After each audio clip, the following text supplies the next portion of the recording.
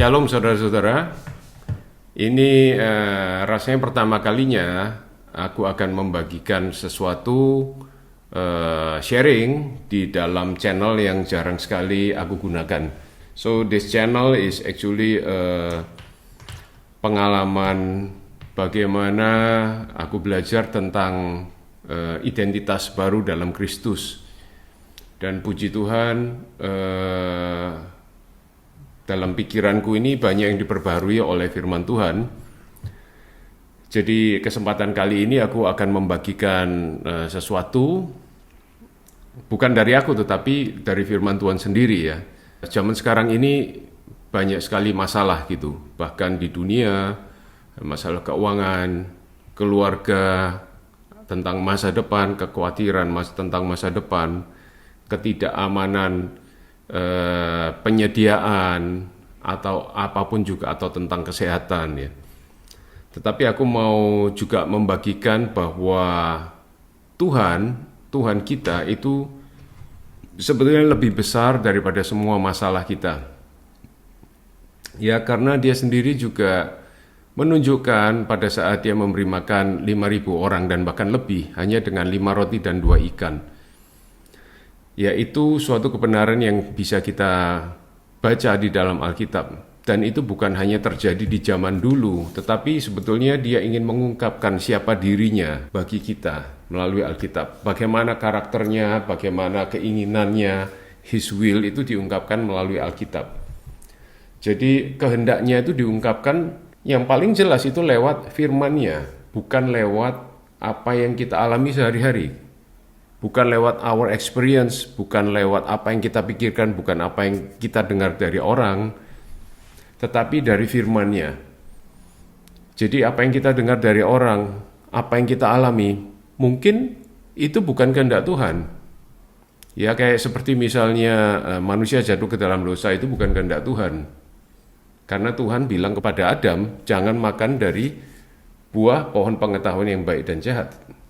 Tetapi ada lakon lainnya, ada tokoh lainnya, ada si iblis. Iblis juga punya kehendak. Dan Hawa juga punya kehendak, Adam juga punya kehendak.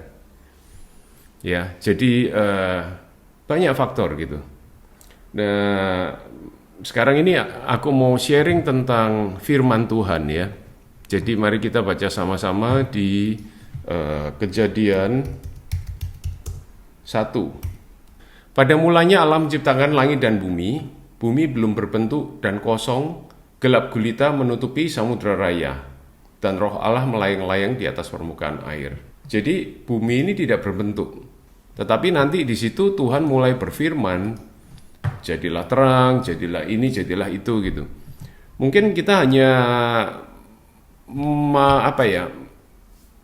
mendalami ini sebagai suatu urutan sejarah apa yang terjadi pada saat penciptaan.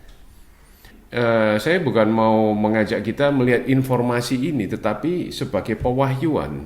Mungkin hidup kita sekarang tidak berbentuk. Banyak kekacauan, banyak kekalutan, banyak sekali masalah gitu.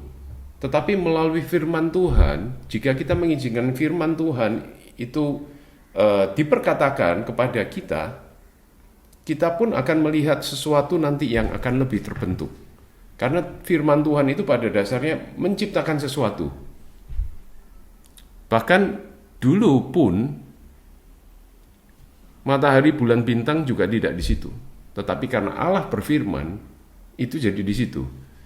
Dan setiap hari selesai penciptaannya itu, Tuhan mengatakan, Tuhan melihat dan itu hasilnya baik. Ya, saya ambil contoh di sini Kejadian 1 ayat 3, berfirmanlah Allah, jadilah terang. Lalu terang itu jadi. Ayat 4, Allah melihat bahwa terang itu baik dan lalu dipisahkannya lah terang itu dari gelap. Ya, dan kemudian contoh lagi, ayat ke-9, berfirmanlah Allah, hendaklah segala air yang di bawah langit berkumpul pada satu tempat, sehingga kelihatan yang kering, dan jadilah demikian. Lalu Allah menamai yang kering itu darat, dan kumpulan air itu dinamainya laut. Allah melihat bahwa semuanya itu baik. Demikian juga di dalam hidup kita. Dengan firman-Nya, Ia akan menjadikan terang, dan terang itu akan memisahkan kegelapan dari hidup kita. Dan sama dengan bagaimana Tuhan memisahkan antara air dan darat, yaitu air di laut dan darat, demikian jugalah Ia akan menata hidup kita dengan firman-Nya. Dan dari situ Dia akan tetap membangun dan menciptakan sesuatu yang baik di dalam diri kita. Seperti di cerita penciptaan di Kejadian pertama, tiap hari Dia akan berkata, itu baik. Jadi kita bisa lihat urut-urutannya. Awalnya tidak berbentuk, ya hidup kita bisa tidak berbentuk atau tidak baik. Kemudian kita masukkan firman Tuhan. Baru setelah ada firman Tuhan, kita baru bisa melihat semuanya akan jadi baik dan lebih baik lagi. Dan pada akhirnya bisa jadi sungguh baik. Jadi yang utama yang kita butuhkan adalah sebetulnya firman Tuhan. Ini yang terlihat dari bahkan Kejadian 1. Di sini kita bisa melihat ya. Jadi yang membuat kita baik itu bukan seolah-olah ini firman Tuhan, kita anggap ini sebagai suatu standar untuk kita mencapai ke sini. Karena pada saat kita melihat firman Tuhan itu sebagai suatu standar dan kita harus mencapai firman itu, yang bekerja adalah kita, bukan firman.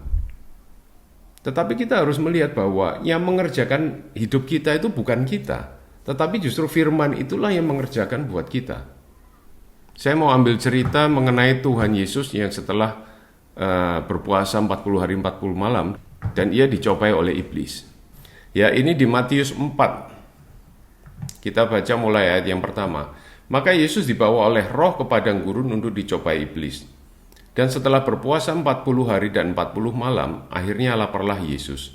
Lalu datanglah si pencoba itu dan berkata kepadanya, "Jika engkau anak Allah, perintahkanlah supaya batu-batu ini menjadi roti." Tetapi Yesus menjawab, ada tertulis manusia hidup bukan dari roti saja, tetapi dari setiap firman yang keluar dari mulut Allah. Jadi di sini Tuhan Yesus menggambarkan, mensejajarkan antara roti, antara makanan dengan firman. Ya, jadi pada saat kita makan, itu nanti nutrisi dari makanan ini kita ngomong secara natural ya, akan memberi kekuatan, memberi kehidupan bagi tubuh kita. Dan bagaimana kita mengambil manfaat dari makanan ini ya? Mungkin makanannya itu kelihatan bagus, di piring yang indah ya, ditata dengan bagus. Tapi cara kita mengambil manfaat dari makanan ini bukan hanya di foto untuk Instagram, tetapi kita harus potong, kita harus kunyah itu kan, kita harus telan. Baru setelah itu bisa menjadi manfaat bagi kita. Dan nanti yang memberi kita kehidupan itu makanan itu gitu. Begitu juga dengan firman. Firman Tuhan itu bukan hanya untuk kita kagumi. Dan bukan kita yang mengerjakan firman, tetapi kita harus makan firman itu. Jadi pada dasarnya prinsip bahwa kita ini membaca firman itu sebagai kewajiban, sebagai ritual agama untuk supaya kita menunjukkan bahwa kita ini orang saleh di hadapan Tuhan. Bukan itu sebetulnya. Tetapi firman ini adalah suatu kehidupan di mana kita harus makan. Ya, makan firman Tuhan itu bukan mau mengagumi saja gitu. Makan di sini adalah meditasi, mengunyah. Ya, sama dengan kita saat kita makan makanan secara natural, perut kita akan mengunyah. Bahkan kata meditasi itu sebetulnya mengunyah kayak seperti lembu ya, yang di perutnya itu bisa bisa makanannya bisa masuk di dalam suatu bagian perut, kemudian ke bagian lainnya, kemudian dikunyah lagi ke bagian sebelumnya lagi untuk dikunyah, digiling terus gitu. Demikian juga kita pada saat kita membaca firman, itu sebetulnya menggunakan meditasi itu menggunakan pikiran kita. Kita mengisi pikiran kita itu dengan firman Tuhan. Karena jika kita tidak mengisi pikiran kita dengan firman Tuhan, maka pikiran kita ini akan diisi oleh hal-hal lain, yaitu kekhawatiran, ya kan, besarnya masalah ini, dan kita sampai merasa kita ini kewalahan. Tetapi pada saat kita sekarang mulai merasa kewalahan, kita bisa tahu, oh ini sebetulnya waktu kita untuk ambil firman Tuhan dan kita makan. Kita makan firman karena yang mengerjakan kehidupan itu nantinya bukan kita tetapi firman itu. Ya, itu yang Tuhan Yesus katakan. Ada tertulis manusia hidup bukan dari roti saja, hidup ya. Hidup artinya hidup ya. Ada sesuatu yang membuat kita hidup, bukan hanya dari roti saja, tetapi dari setiap firman yang keluar dari mulut Allah. Jadi firman Tuhan itu adalah sesuatu yang esensial bagi kehidupan kita. Bagi kita yang ingin hidup, ya intinya adalah firman Tuhan itu gitu. Kita baca lagi dari Yohanes 1. Saya mulai dari ayat pertama. Pada mulanya adalah firman. Firman itu bersama-sama dengan Allah dan firman itu adalah Allah. Ia pada mulanya bersama-sama dengan Allah. Segala sesuatu dijadikan oleh Dia, yaitu oleh firman tadi. Dan tanpa Dia tidak ada suatu pun yang telah jadi dari segala yang telah dijadikan. Ya, kita tadi membaca dari Kejadian 1 ya. Jadi Allah berfirman. Jadi firman Allah tersebut adalah Allah sendiri gitu. Dan ini kembali ke Yohanes 1 ayat 4. Dalam Dia ada hidup, dan hidup itu adalah terang manusia. Jadi di dalam firman itu ada hidup, dan hidup itu adalah terang manusia. Jadi jika kita merasa bahwa waduh, hidup ini sulit sekali, kok rasanya kita itu tidak hidup ya, dan sumpek, dan banyak awan di kepala kita tidak tahu cara menyelesaikan masalah ini. Ya, kita ini hanya butuh hidup. Seandainya apa yang kita pikirkan itu tidak cukup untuk memecahkan masalah kita, jangan kita khawatir. Karena yang kita butuhkan itu bukan pemecahan masalah secara natural, tetapi yang kita butuhkan itu adalah hidup. Kayak bagaimana caranya memberi makan 5.000 orang laki-laki dan dengan wanita dan anak-anak lebih dari segitu, hanya dengan 5 roti dan 2 ikan. Suatu kemustahilan di dalam alam pikiran kita dan di dalam alam kenyataan. Tetapi pada saat kita punya firman, kita punya hidup. Ya, firman ini adalah seorang pribadi.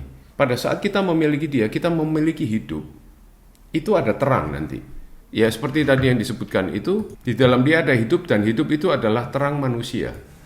Ya, jadi kalau sudah putus asa semua, tidak ada jawaban, ya kita tidak perlu menunggu hal ini terjadi. Tetapi kadang-kadang kita namanya manusia, hal ini terjadi dulu baru kita bisa berserah sama Tuhan ya.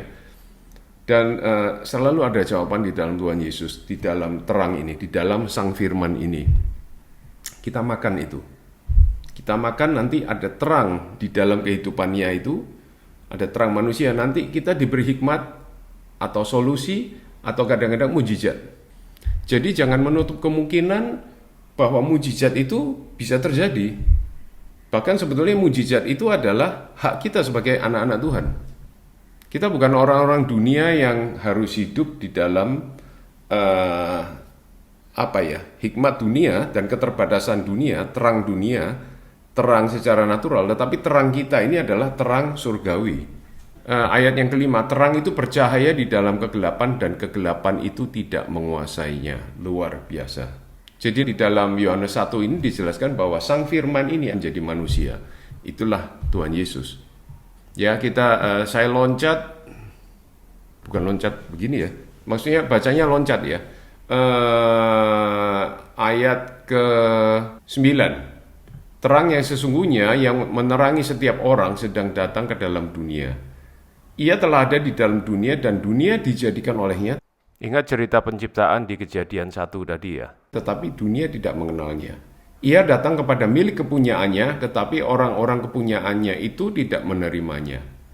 Tetapi semua orang yang menerimanya diberinya kuasa supaya menjadi anak-anak Allah, yaitu mereka yang percaya dalam namanya. Orang-orang yang diperanakan bukan dari darah atau dari daging, bukan pula secara jasmani oleh keinginan seorang laki-laki, melainkan dari Allah.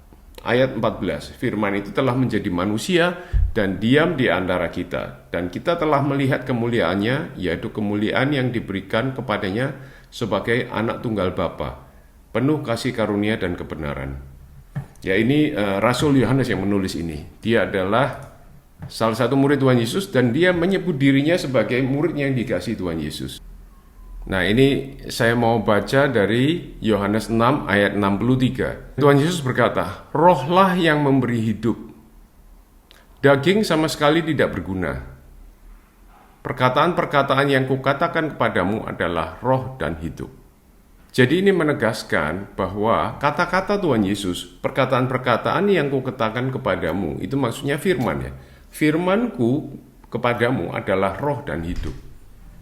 Daging sama sekali tidak berguna. Ya, jadi kadang kita berusaha itu secara kedagingan kita berusaha memecahkan masalah kita berusaha menjaga kehidupan kita, kesehatan kita dengan cara kita sendiri. Tetapi Tuhan berkata, sama sekali tidak berguna. Tetapi kata-kata firman Tuhan Yesus itu adalah hidup. Jadi penting sekali untuk kita menjaga hati kita itu dengan firman. Ya, karena tiap hari kita akan mengalami tantangan, dan setiap tantangan ini punya suara. Kadang-kadang bukan hanya tantangan, perasaan bersalah, tuduhan-tuduhan, ini akan membuat hati kita menjadi khawatir.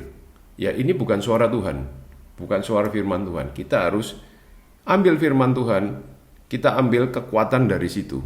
Karena ingat, firman Tuhan yang sama, itulah yang menciptakan matahari, bulan, bintang, yang membuat bumi yang belum berbentuk ini menjadi terbentuk, dan ini yang adalah kehidupan bagi kita. Ya, ini saya bacakan dari Yesaya 55 ayat 11. Demikianlah firmanku yang keluar dari mulutku. Ia tidak akan kembali kepadaku dengan sia-sia, tetapi ia akan melaksanakan apa yang ku kehendaki dan akan berhasil dalam apa yang kusuruhkan kepadanya. Kita amini itu, bahwa firman Tuhan itu berkuasa sekali. Jadi kita menghadapi semua masalah kita dan bagaimana kita hidup itu bukan dengan sumber daya kita sendiri, tetapi justru dengan firman Tuhan. Mazmur 1, saya mau bacakan dari ayat 1 dan 2. Berbahagialah orang yang tidak berjalan menurut nasihat orang fasik. Ya, orang fasik ini maksudnya tidak harus orang jahat ya, tetapi orang yang punya nasihat sesuai dengan pemikiran sendiri dan bukan sesuai dengan firman Tuhan, hikmat dunia. Berbahagialah orang yang tidak berjalan menurut nasihat orang fasik, yang tidak berdiri di jalan orang berdosa, dan yang tidak duduk dalam kumpulan pencemooh. Kadang-kadang kita ini kalau tidak sadar, kita ini kumpul dengan orang yang punya masalah sama. Kita sharing masalah kita, mereka sharing masalah kita, kemudian kita saling mengerti. Oh iya, aku mengerti kamu, kamu mengerti aku. Ya betul. Tetapi tidak ada jawaban secara supernatural di situ. Yang ada hanyalah mengestablish atau menguatkan bahwa iya, aku di dalam masalah ini. Dan itu akan jadi identitas kita, aku di dalam masalah ini gitu. Ya, akan bulat di situ. Tetapi di sini ayat yang kedua, tetapi yang kesukaannya ialah Taurat Tuhan, dan yang merenungkan Taurat itu siang dan malam.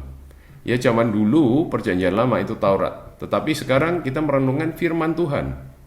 Bagaimana perjanjian baru itu mengatakan bahwa kita sekarang di bawah kasih karunia Tuhan, dan Tuhan mengasihi kita tanpa syarat. Tuhan dan kita sudah menjadi satu, dan kita adalah anak-anak Tuhan yang dikasihi. Ini kita pegang terus. Ayat yang ketiga, ia seperti pohon yang ditanam di tepi aliran air, yang menghasilkan buahnya pada musimnya, dan yang tidak layu daunnya. Apa saja yang diperbuatnya berhasil.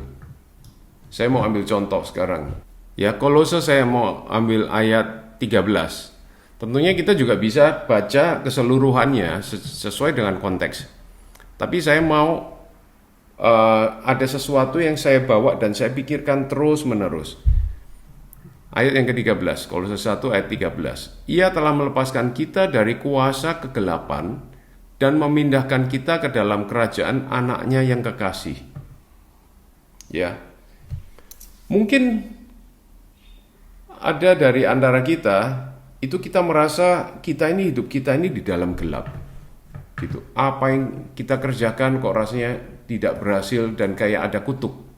Ya, entah kutuk itu bisa kita pikir, oh ini mungkin dari keturunanku, dari orang tua, dari kakek nenek itu sekarang turun karena gejalanya itu kok sama gitu kan. Dan kita ini sering sial atau apapun juga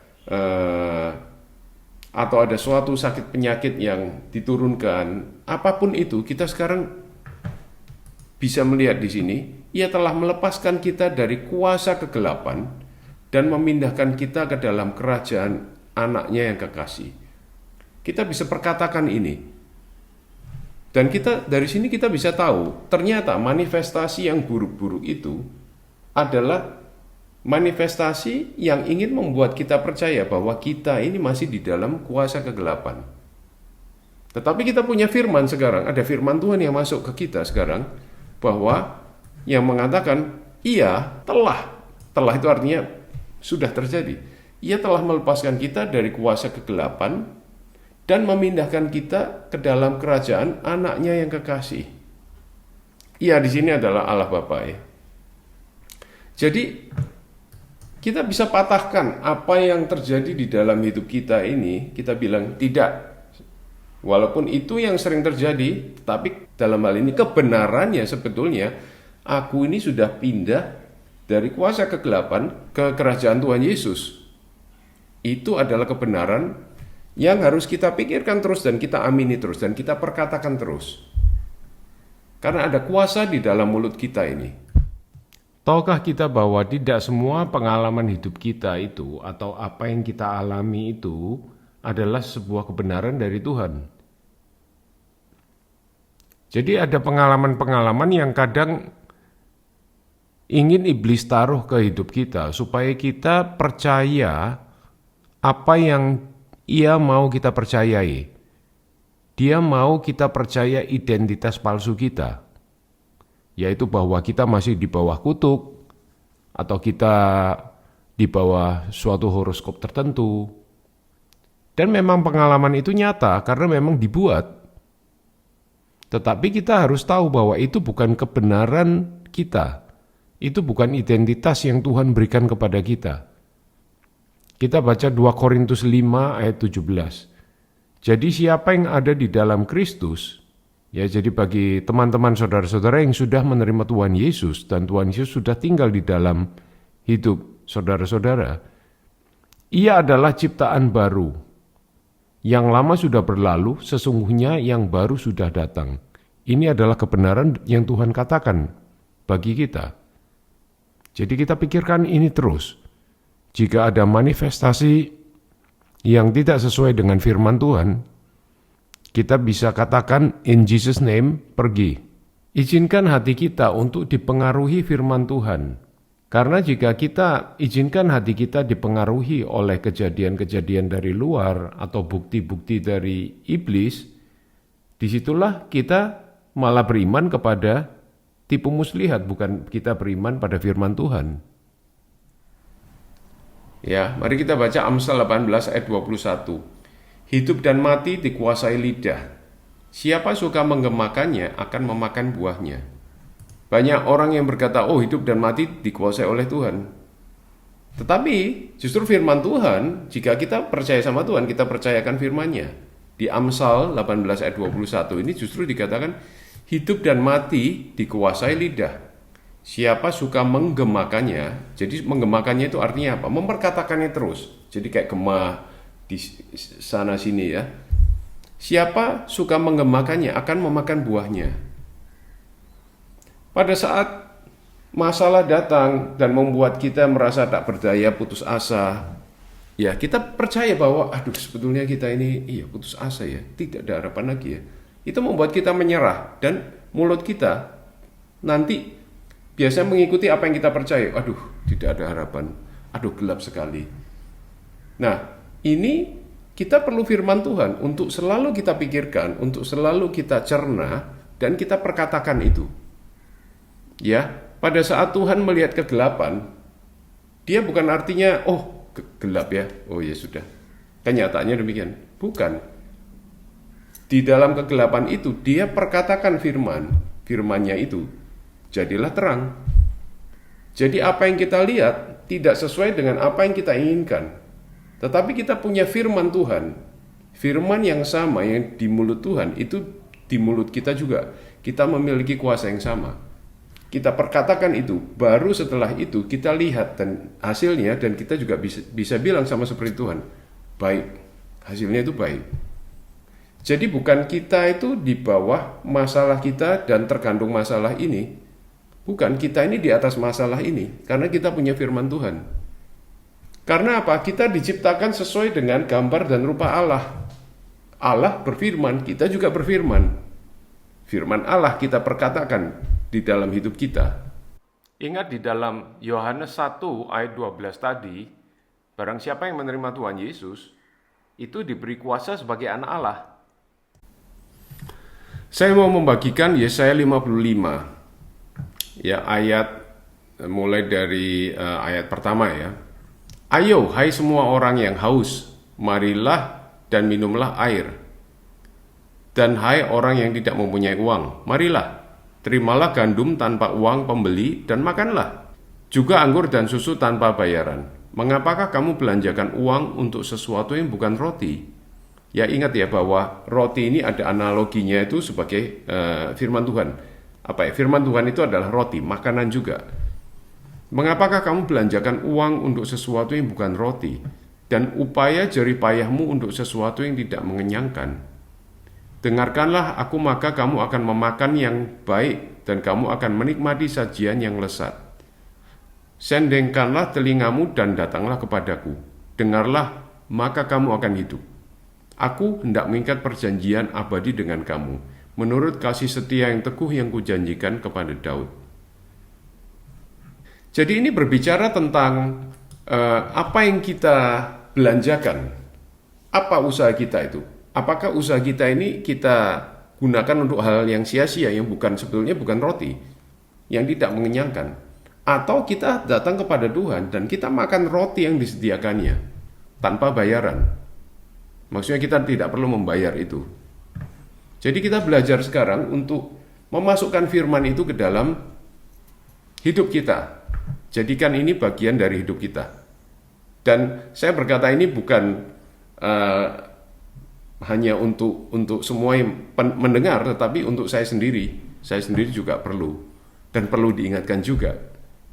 Bahkan, saya baru ingat ya, pada saat Tuhan Yesus digoda oleh iblis setelah dia puasa, itu 3 kali godaan Tuhan Yesus selalu mengutip firman untuk mengalahkan iblis. Itu Tuhan Yesus ngomongnya itu tentang firman semua. Jadi masalah kita ini ya, yang jadi masalah itu bukan masalah yang kelihatan ya, entah itu sakit penyakit atau apapun itu gitu. Karena itu hanyalah simptom. Itu adalah daun atau buahnya, tetapi bukan akarnya. Akarnya adalah bahwa kita selesaikan masalah itu, masalah spiritual ya, itu tidak bisa diselesaikan dengan cara yang tidak spiritual, tetapi hanya diselesaikan oleh firman, karena firman itu dari dalam keluar itu. Secara akar itu dari spirit, dari roh. Dan itu nanti akan terwujud nyatakan di dunia fisik. Ingat ya bahwa semua yang di fisik ini, bahkan matahari, bulan, bintang, itu keluarnya dari firman Tuhan, dari sesuatu yang rohani.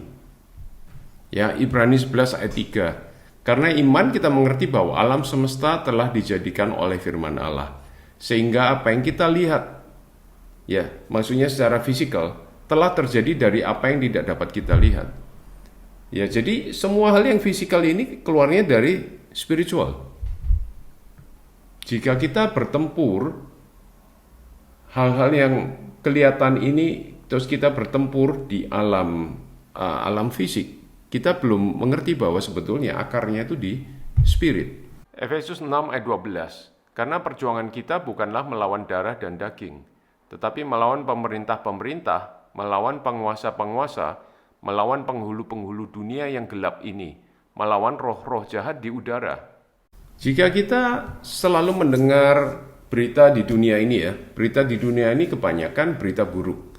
Ada masalah di sini, perang di sini, masalah politik, semuanya itu berita buruk. Itu membuat kita khawatir. Tetapi pada saat kita mengisi diri dengan firman Tuhan, kita mendengarkan firman Kristus, iman itu muncul. Ya, di Roma 10 ayat 17 dikatakan, jadi iman timbul dari pendengaran, dan pendengaran oleh firman Kristus. Luar biasa ya. Jadi pada saat kita pikir, wah imanku ini tidak besar, tidak apa-apa. Karena iman itu bisa muncul. Munculnya dari mana? Dari pendengaran. Jadi kita bisa mengurangi apa yang kita dengarkan di natural ini. Karena natural, berita buruk, itu akan membuat kita berhati-hati. Dan berhati-hati kita ini membuat kita dengan cara sendiri kita berhati-hati. Tetapi di situ tidak ada tidak ada sesuatu yang mengubahkan secara supernatural. Bukan berarti kita tidak perlu tahu, kita pun mau tahu tentang apa yang terjadi di dunia ini, is okay, ya. Tetapi satu hal lagi, kita mesti iman yang timbul dari pendengaran akan firman Kristus.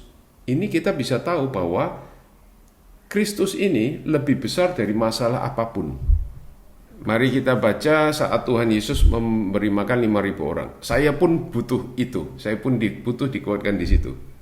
Ya, kita baca dari Yohanes 6. Mestinya ada juga di bagian Alkitab yang lain. Cuma kita ambil dari sini ya. Di Matius, Markus, Lukas juga ada juga. Ini Yohanes 6, mulai ayat yang pertama. Sesudah itu Yesus berangkat ke seberang danau Galilea, yaitu danau Tiberias. Orang banyak berbondong-bondong mengikuti dia, karena mereka melihat mujizat-mujizat penyembuhan yang diadakannya terhadap orang-orang sakit. Jadi ini boleh ya. Maksudnya mujizat itu sebetulnya membuat orang mengikuti Tuhan Yesus. Itu boleh ya. Itu sah. Jadi saat kita bilang, oh kok orang hanya mau Tuhan Yesus, hanya mau sembuh. Di Alkitab juga begitu ya. Tidak ada yang salah dengan itu ya. Mungkin motivasi mereka tidak sedalam orang yang sudah mengerti Tuhan atau apapun ya. Tetapi kan orang harus mulai dari suatu tempat dulu, tidak perlu harus motivasi, harus benar dulu, itu oke gitu. Saya pun dulu juga begitu ya. Nggak tahu lagi kalau orang yang mengatakan itu tidak boleh, mungkin mereka langsung hatinya lebih tulus ya. Nggak tahu juga. Tetapi saya merasa Tuhan pun itu mengasihi orang yang tidak tulus. Dan itu oke, betul-betul oke. Yang penting datang ke Tuhan. Di versi Matius pasal ke-14 ayat ke-14, ketika Yesus mendarat, ia melihat orang banyak yang besar jumlahnya, maka tergeraklah hatinya oleh belas kasihan kepada mereka, dan ia menyembuhkan mereka yang sakit. Jadi yang membuat Tuhan Yesus melakukan mujizat dan menyembuhkan orang itu karena hatinya itu tergerak oleh belas kasihan.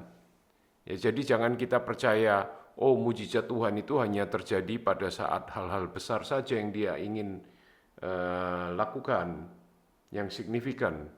Tetapi sebetulnya dia itu mudah tergerak oleh belas kasihan. Ini Alkitab yang berkata. Ayat yang ke-15, menjelang malam murid-muridnya datang kepadanya dan berkata, tempat ini sunyi dan hari sudah mulai malam. Suruhlah orang banyak itu pergi supaya mereka dapat membeli makanan di desa-desa. Tetapi Yesus berkata kepada mereka, tidak perlu mereka pergi, kamu harus memberi mereka makan. Ini luar biasa ya. Jadi harus bersyukur bahwa Tuhan Yesus itu tidak seperti saya. Kalau saya akan menuruti anjuran murid-murid. Mereka biar pergi aja beli makanan sendiri-sendiri. Toh salahnya mereka, ngapain harus ngikutin aku gitu ya. Kan anyway, aku tujuannya ingin menyendiri saat itu. Ya coba dilihat di ayat 13. Dan juga salahnya juga mereka tidak sedia makanan bagi mereka sendiri gitu. Itu sebenarnya kan bukan tanggung jawabku untuk memberi mereka makan ya. Tapi ya itulah puji Tuhannya bahwa Tuhan itu tidak seperti aku. Ayat yang ketiga, dan Yesus naik ke atas gunung dan duduk di situ dengan murid-muridnya. Dan Paskah hari raya orang Yahudi sudah dekat. Ketika Yesus memandang sekelilingnya dan melihat bahwa orang banyak berbondong-bondong datang kepadanya, berkatalah ia kepada Filipus, di manakah kita akan membeli roti supaya mereka ini dapat makan. Hal itu dikatakannya untuk mencobai Filipus ya, ngetes. Sebab ia sendiri tahu apa yang hendak dilakukannya. Jawab Filipus kepadanya, roti seharga 200 dinar tidak akan cukup untuk mereka ini, sekalipun masing-masing mendapat sepotong kecil saja. Jadi menurut Filipus, Ini sumber daya kita ini cuma 200 dinar, itu nggak cukup untuk beli roti banyak.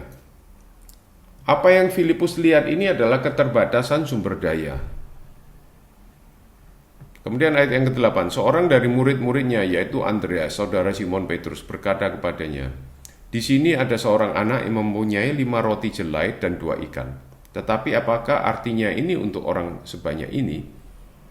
Jadi Andreas ini membandingkan yang ada secara natural itu ini, tetapi challenge-nya ini segini besarnya, tidak bisa masuk. Kata Yesus, suruhlah orang-orang itu duduk, adapun di tempat itu banyak rumput. Maka duduklah orang-orang itu, kira-kira 5.000 laki-laki banyaknya. Lalu Yesus mengambil roti itu, mengucap syukur dan membagi-bagikannya kepada mereka yang duduk di situ. Demikian juga dibuatnya dengan ikan-ikan itu, sebanyak yang mereka kehendaki. Coba ini saya baca lagi. Lalu Yesus mengambil roti itu, mengucap syukur dan membagi-bagikannya kepada mereka yang duduk di situ. Ini luar biasa. Oh ya, tentang mengucap syukur ya. Sekarang jadi ke mengucap syukur. Kadang-kadang kita ini mengucap syukur akan penyakit, gitu, akan kekurangan. Padahal yang dimaksudkan Alkitab itu mengucapkan syukur dalam segala hal, bukan atas segala hal. Karena dalam segala hal itu artinya apa? Ya kayak Tuhan Yesus ini, dalam hal kekurangan, dia mengucap syukur.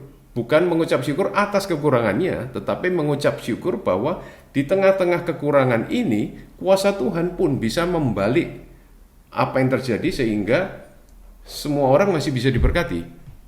Pada saat kita di dalam situasi yang tidak enak, kita mengucap syukur itu bukan karena situasi itu, tetapi di tengah situasi itu kita tahu, kita mengucap syukur bahwa Tuhan bekerja untuk kita dan Tuhan akan melepaskan kita dari kondisi ini. Ya, demikian juga pada saat Tuhan Yesus sebelum membangkitkan Lazarus, dia mengucapkan syukur dulu, bukan mengucapkan syukur terima kasih Allah Bapa bahwa Lazarus mati, bukan. Tetapi di tengah kematian Lazarus itu dia bersyukur karena Allah Bapa mendengarkan dia. Dan dia bangkitkan Lazarus. Ya, jadi itu ucapan syukur itu pengertiannya demikian gitu. Oke, kembali ke sini. Lalu Yesus mengambil roti itu, mengucap syukur dan membagi-bagikannya kepada mereka yang duduk di situ. Duduk ini artinya istirahat, bukan usaha mereka. Ya, ini saya jadi ingat Mazmur 23. Tuhan adalah gembalaku, takkan kekurangan aku. Ia membaringkan aku di padang yang berumput hijau. Ya, di tempat itu kan banyak rumput tadi, ditulis di situ. Lalu Yesus mengambil roti itu, mengucap syukur dan membagi-bagikannya kepada mereka yang duduk di situ. Demikian juga dibuatnya dengan ikan-ikan itu sebanyak yang mereka kehendaki. Ini di kepala kita ini kan biasanya ya, kalau kita pikir ya sumber daya cuma segini, masalahnya segini, yang harus diberi makan segini, ini kita bagi kecil-kecil terus. Mbok kita prihatin, apa ya istilahnya, mengerti orang lain juga ya, jangan dimakan semua gitu loh. Jadi ya sedikit-sedikit lah, namanya juga roti cuma segini. Tetapi di sini ya, kenyataannya sebanyak yang mereka kehendaki. Nah ini gunanya kita makan firman Tuhan. Ya kita terima ini dan kita pikirkan itu, wah kita kagumi Tuhan Yesus, kita makan ini. Wow, luar biasa ya Tuhan kita ini. Jadi ucapan syukurnya itu melipat gandakan sumber daya, karena pada dasarnya pada saat dia memberkati kita, itu dia tidak tergantung dengan keterbatasan sumber daya natural. Dia adalah roti hidup. Ya, di kitab Yohanes kan juga ada disebutkan, dia itu adalah roti hidup. Jadi sang roti hidup ini, pada saat kita hidup dengan sang roti hidup, ya kita tidak berkekurangan. Walaupun apa yang kita lihat di mata kita, apa yang disodorkan dunia kepada kita adalah kekurangan, tetapi kita bisa bersyukur, Tuhan aku bersyukur karena Engkau sekarang hidup di dalam hidupku. Pada saat kita menerima Tuhan Yesus, itu kita menerima Dia sebagai roti hidup juga. Di sini kita ada pilihan, kita mau meditasi di kekurangan kita. Tapi ini kan kita kekurangan ini kan gini. Kita artinya meditasi di situ, kita makan itu. masalah itu kita makan. Atau kita mau makan ini gitu. Ini firman Tuhan, kita makan aja seperti itu gitu. Nggak usah kita pikirkan bagaimana ya kok bisa, ini kan nggak mungkin, nggak usah. Walaupun pikiran itu ada, tetapi kita fokus lagi. Dan kita bersyukur, terima kasih Tuhan, Engkau bisa memberi makan 5.000 orang lebih hanya dengan 5 roti dan 2 ikan. Dan Engkau ada di hidupku. Udah, kita bersyukur itu. Dan kita baca terus di sini. Ya, nanti iman kita akan tumbuh. Ya, barusan kita akan baca di Roma 10 tadi ya. Iman muncul karena pendengaran akan firman Kristus. Jadi kita makan aja firman ini. Kita isi pikiran kita meditasi dengan firman Tuhan untuk kita tahu kehendaknya. Dan kita perkatakan itu, kita ucapkan itu.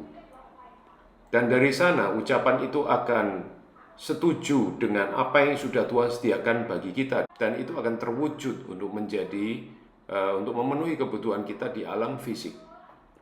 Bahkan mujizat Tuhan Yesus saat menggandakan roti dan ikan dan juga untuk membangkitkan Lazarus didahului oleh ucapan syukur. Kemudian ayat yang ke-12, dan setelah mereka kenyang, ia berkata kepada murid-muridnya, kumpulkanlah potongan-potongan yang lebih supaya tidak ada yang terbuang. Wah, malah ada yang sisa. Kemudian ayat 13, maka mereka pun mengumpulkannya dan mengisi 12 bakul penuh dengan potongan-potongan dari kelima roti jelai yang lebih setelah orang makan. Jadi ada 12 bakul ini. Murid Tuhan Yesus juga ada 12. Aku rasa mereka masing-masing bawa 1 bakul itu. Masih ada sisa, segitu sisanya lebih banyak. Jadi mulai dari yang kecil ini dibuat makan orang banyak, sisanya malah lebih banyak lagi. Siapakah kita bahwa kita ini bisa bilang bahwa kita berkekurangan?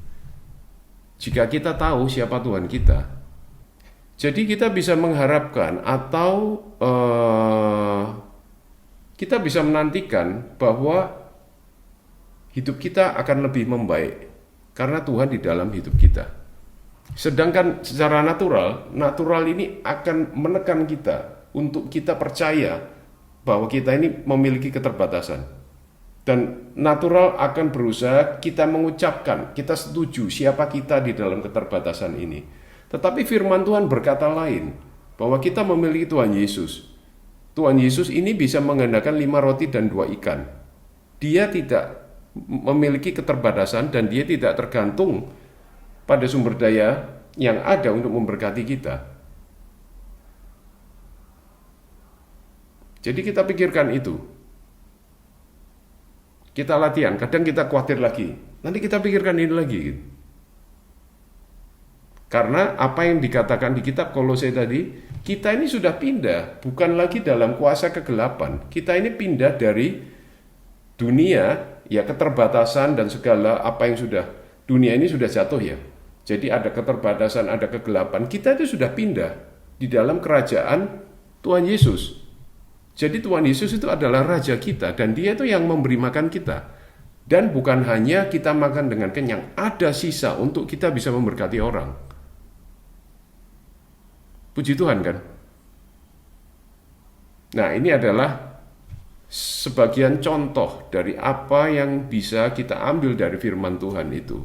Kita pikirkan, kita rajin, bukan untuk bukan untuk menonjolkan diri atau cari pujian dari Tuhan atau dari manusia, bukan. Ini untuk kepentingan kita sendiri. Karena firman Tuhan yang kita makan ini dan kita ucapkan ini, ya. Jadi kita ucapkan itu karena bagian dari meditasi ya. Kita bisa bilang mereka makan sampai kenyang. Wow, kita pikirkan mereka makan sampai kenyang, sampai kenyang. Kita ucapkan itu. Kita setuju, homologia, homo artinya sama, logia, firman, kata-kata ya. Jadi kita setuju dengan firman Tuhan. Dan kita bisa bersyukur, kita doa. Terima kasih Tuhan karena Engkau di hidupku, aku berkecukupan, aku berkelimpahan. Bahkan di saat natural ini ingin menekan aku untuk percaya bahwa aku tidak cukup.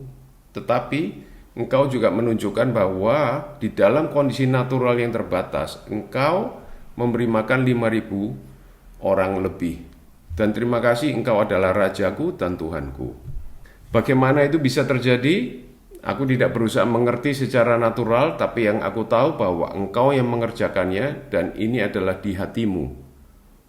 Engkau adalah gembalaku, aku takkan kekurangan. Itu yang Engkau nyatakan melalui Daud di dalam Mazmur 23. Terima kasih Tuhan Yesus. In Jesus' name we have prayed and we thank you. Amen. Oke, shalom semuanya. Sampai jumpa di lain waktu.